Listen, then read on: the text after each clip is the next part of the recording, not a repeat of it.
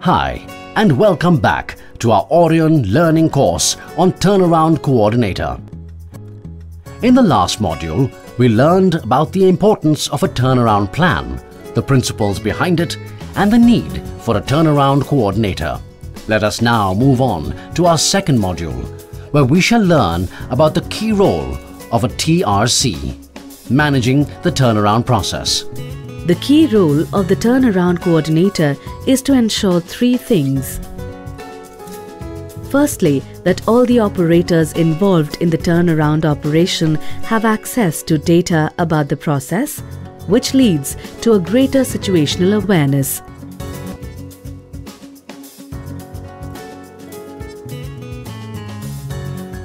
For example, if there is a medical emergency on the flight requiring ambulance services, requiring the positioning of a high-lift ambulance to take the passenger. This would normally be the door used for catering services. It is the job of the turnaround coordinator to ensure that the information regarding this is conveyed to the catering service.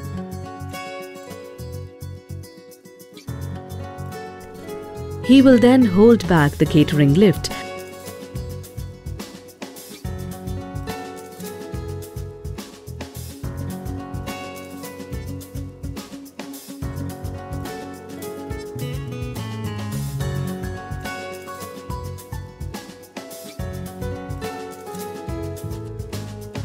until the medical emergency is dealt with, and only then allow the catering replenishment services to commence.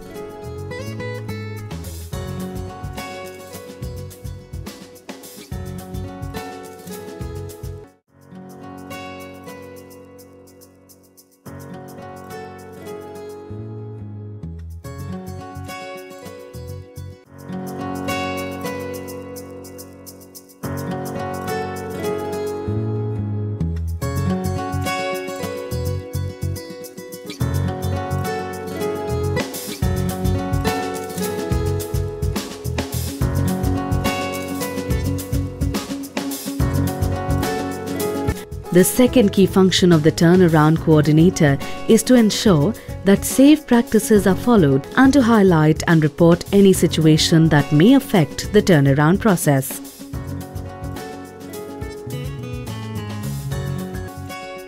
For example, during refueling, the fuel company must ensure that there is a personnel stationed at the emergency stop switch. However, if the turnaround coordinator sees that the operator has not done so, he will stop the process and ensure that personnel is stationed. He will then inform the concerned operator about this deviation from SOP. Finally, the turnaround coordinator has to solve problems in a timely manner and ensure that overall aircraft delays due to turnaround issues are reduced.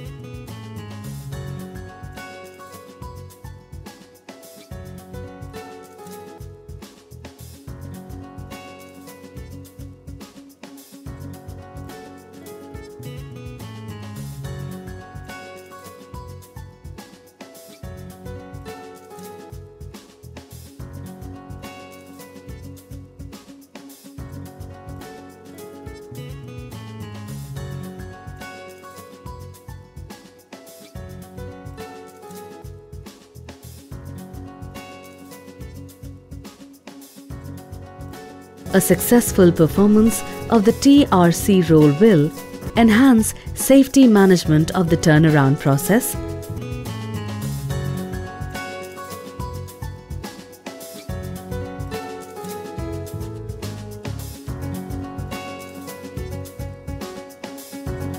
improve punctuality performance through adherence to the Station Precision Time Schedule or the PTS, ensure continuing compliance with company procedures and processes.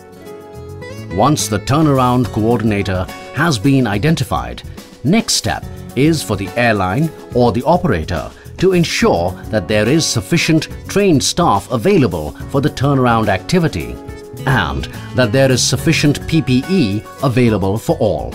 The airline or the operator also has to make sure that the PTS or agreed achievable targets have been set. The proper procedure for confirming planned deployment, deviations if any, and risk assessment are also part of the planning process of the turnaround operation. A word of caution is required here. We need to remember that although the turnaround plan provides the basic framework for a safe aircraft turnaround, it must be applied in conjunction with guidelines for aircraft turnaround coordination as well as all other policies related to health and safety. This is because turnaround is not the only activity that happens at an airside, and accidents or incidents can happen anywhere.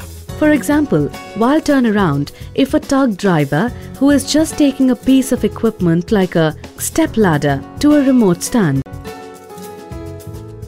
enters the wrong area below the aero bridge, he will hit the aero bridge, causing major structural damage and danger to passengers. The TRC has to keep a watchful eye out and stop the step ladder. He then ensures that the step ladder moves away from there and is following the correct pathway where he will not cause any damage. We can also look at another example of how the TRC has to be aware of all that is happening at the airside, even if it does not directly concern the aircraft he is handling.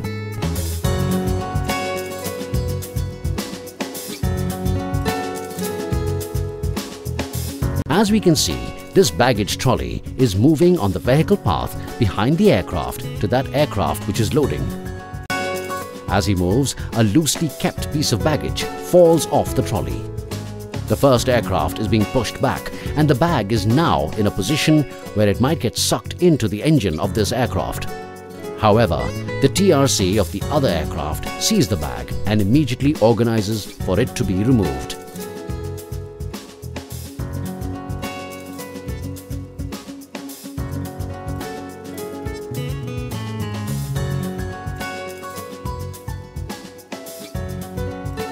Had this TRC not been observing activities around him and taken quick action, this bag could have got sucked into the aircraft engine, causing a blowout.